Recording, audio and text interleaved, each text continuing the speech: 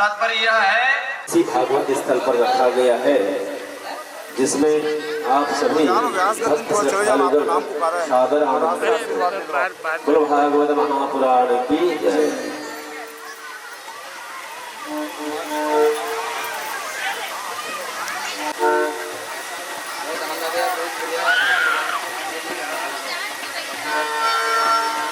भगवान की जय। छाप तिलक सब छे मेरे मोस नैना मिलाएंगे। छाप तिलक सब छे मेरे मोस नैना मिलाएंगे।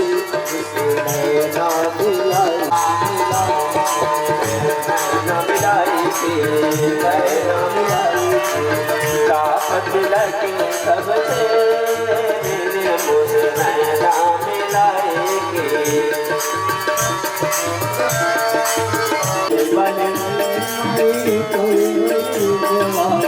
पल पल जोरे माए तोरे रंग रजवा। पल जोरे माए तोरे रंग रजवा। तोरे रंग रजवा तोरे रंग रजवा तोरे रंग रजवा तोरे रंग रजवा। पल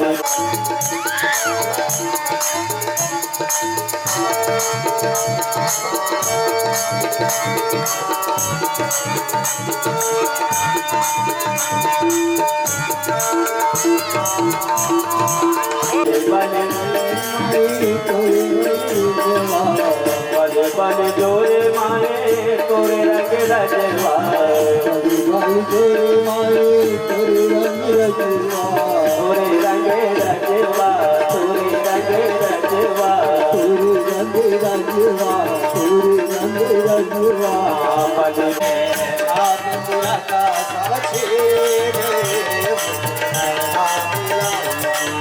छाप तिलक सब छे मेरे मोस लाइके मोस नैना मिलाएंगे। मोस नैना मिलाएंगे।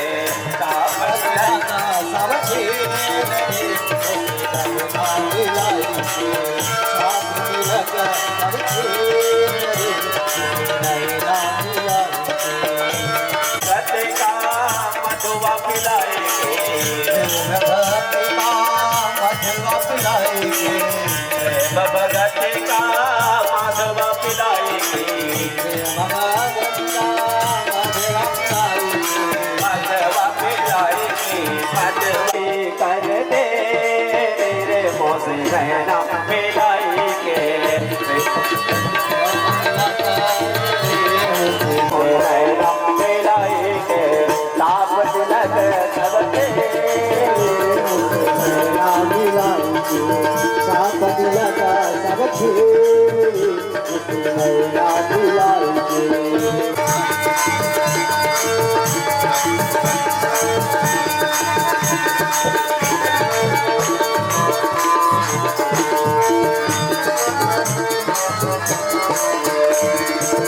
हरी हरी चूड़िया गोरी गोरी मैया।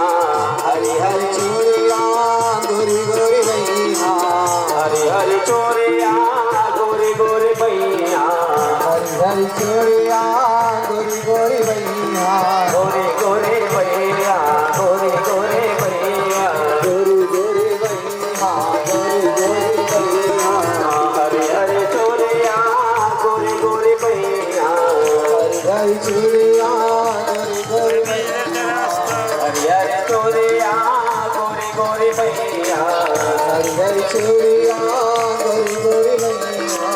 कलई पाकर डर ले तेरे मोस नैना मिलाएंगे। मोस नैना मिलाएंगे। मोस नैना मिलाएंगे। छाप तिलक सब तेरे तेरे मोस नैना मिलाएंगे।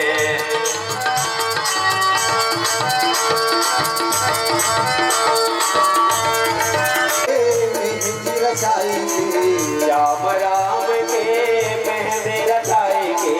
श्याम राम के मेहंदी रचाएंगे। मेहंदी रचाएंगे। मेहंदी रचाएंगे। मेहंदी रचाएंगे। मेहंदी रचाएंगे। श्याम नाम के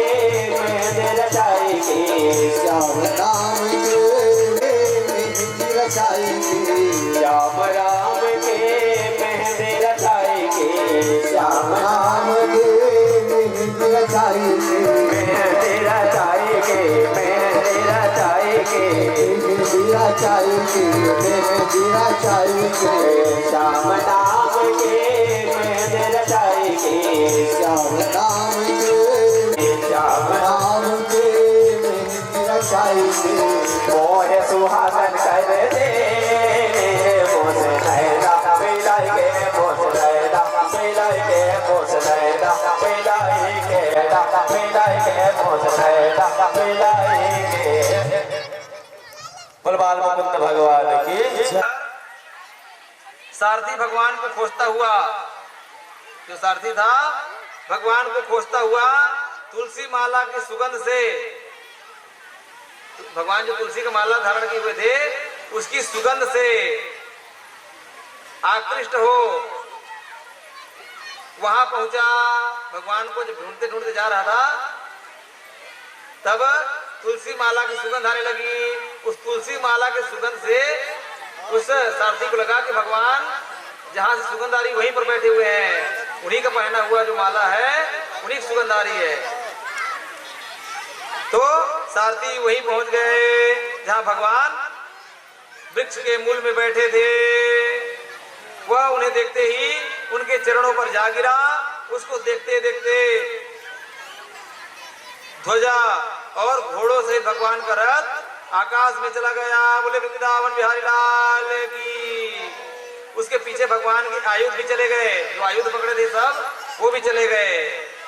उससे अत्यंत विस्मित चित्त सारथी को देख भगवान ने कहा, दारूक तुम घबराओ नहीं, द्वारका लौट जाओ, वहां जाकर हमारे परिवार से यादवों का निधन, राम का निर्माण तथा मेरा भी अंतर ध्यान सुना देना, बलराम भैया का और मेरा निर्माण सुना देना। बाद में तुम सब परिवार अर्जुन के साथ इंद्रप्रस्थ चले जाना। मेरे अंतर्हित होते ही समुद्र इस पुरी को डुबा देगा। जैसे मैं अंतर्हित होऊंगा, मैं अपने धाम को जाऊंगा, उसी समय जो समुद्र जो है इस पुरी को डुबा देगा। तुम इसे मेरी लीला जानकर किसी प्रकार का शोक ना करना, दुखी मत होना। भगवान के ऐसा कहने पर सारथी ने भगवान की परिक्रमा की। पुनः उनके चरणों में अपने हाथों से सिर रखकर उनका ध्यान करता हुआ दुखित मन से द्वारका को लौट गया। तत्पादौ शीर्षण्या उपाधाय दुर्मना प्रजौ प्रीम। जिस समय यदुकुल का संहार हुआ था उस समय 13 दिन का पक्ष था।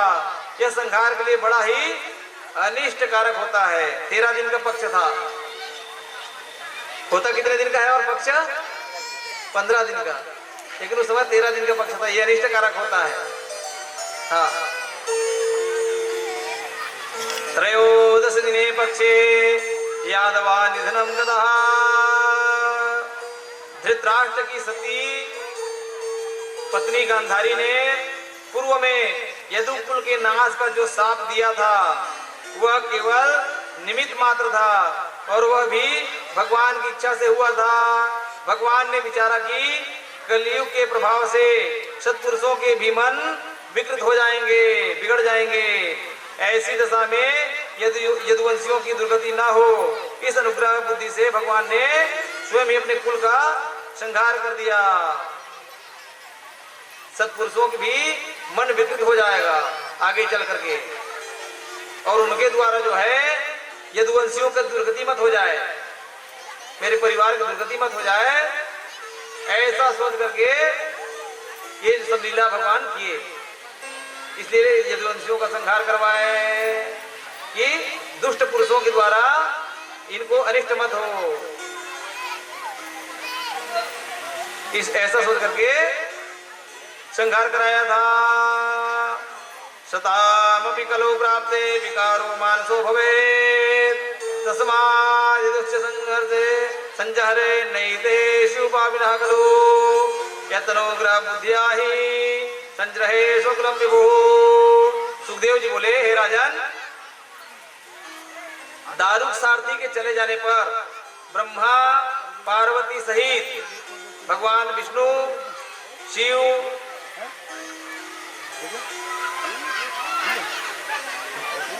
भगवान शिव, इंद्र आदि देवता, सिद्ध, गंधर्व, विद्याधर आदि सभी गण भगवान का निर्याण देखने के लिए, भगवान का गोलोक गमन देखने के लिए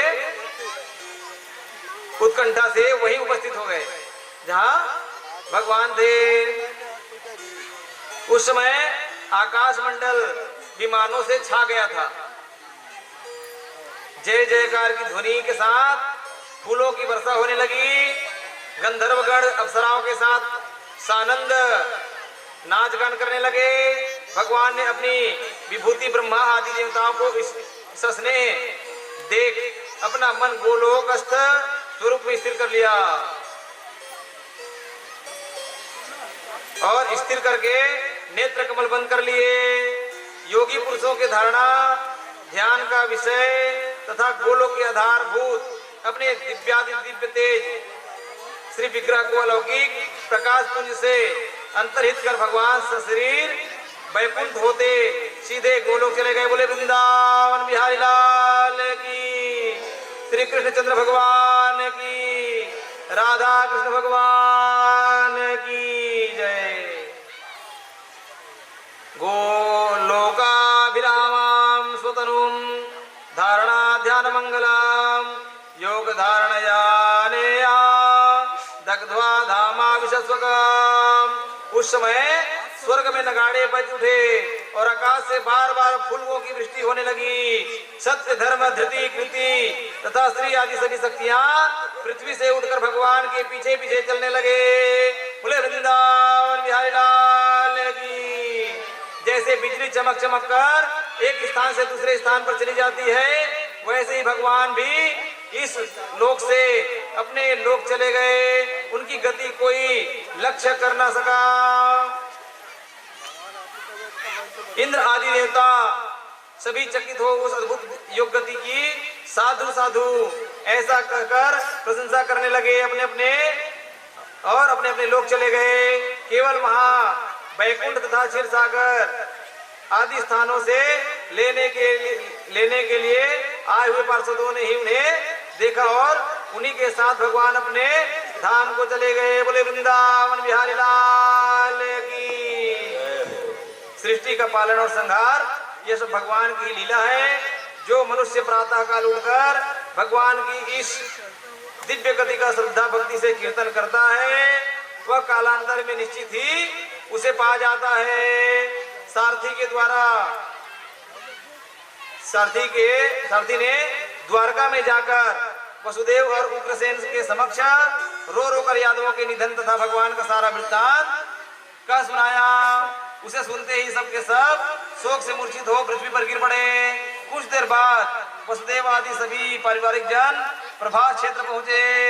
देवकी रोहिणी आदि उनकी स्त्रियां भी उनके पीछे पीछे चल दी।